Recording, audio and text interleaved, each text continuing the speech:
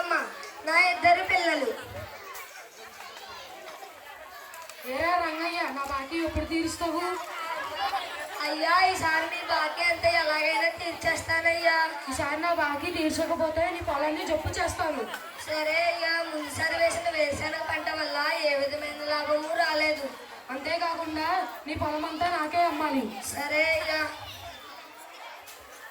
ఏమండి, షౌకర్ గారు ఏమన్నారు? ఏమీ లేదురా.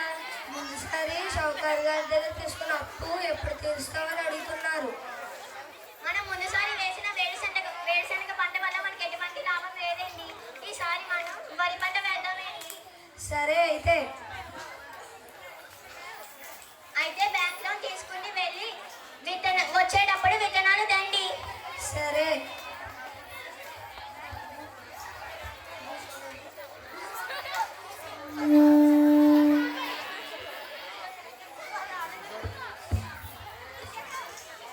అయ్యా, నాకు వరి పంట పండించడానికి 3 ఎకరాల భూమి కావాలయ్యా.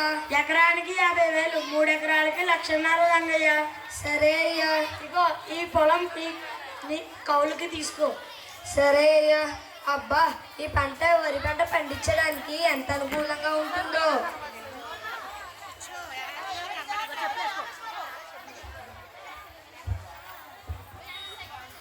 అయ్యా, నాకు 2 లక్షల రుణం కావాలయ్యా. ఎందుకు?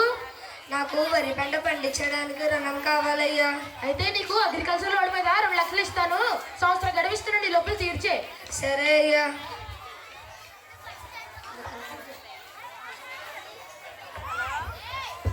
అమ్మా, వరి పంట పండించడానికి విత్తనాలు ఇవ్వండి. 50,000 అవుతుందండి. సరే అండి, ఇదిగోండి.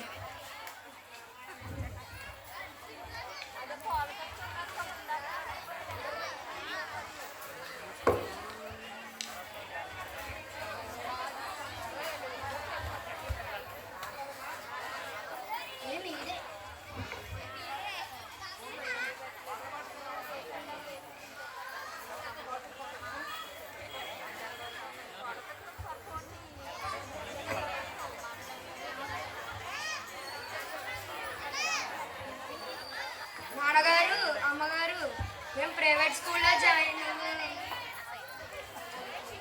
చదువుకోవాలనుకుంటున్నాం. పిల్లలు, మనకు ఈ పంట దైవము లాంటిది. ఈ పంట సరిగ్గా పండి చేతికి వస్తే మన కష్టాలన్నీ తీరిపోతాయి. అప్పుడు మిమ్మల్ని జాయిన్ చేస్తానులే. సరే నాన్నగారు.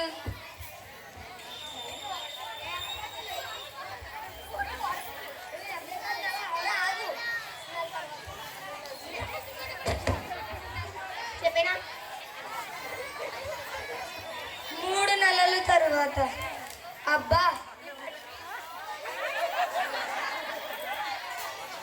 అబ్బా, ఈ పంట ఎంత బాగా పండిందో. ఈసారి మా కష్టాలన్నీ తీరిపోయినట్టే.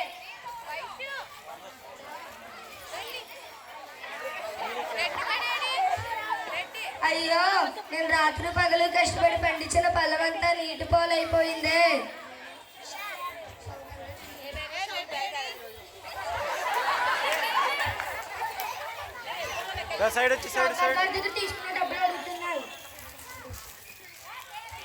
బ్యాంక్ నుంచి తీసుకున్న డబ్బులకి గడువు అయిపోయింది, బేగా తీర్చు.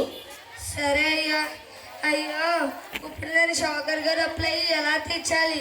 బ్యాంకులో ఉన్నది ఎలా కట్టాలి? దేవుడా, నాకెందుకు ఎంత పెద్ద కష్టాన్ని ఇచ్చావు?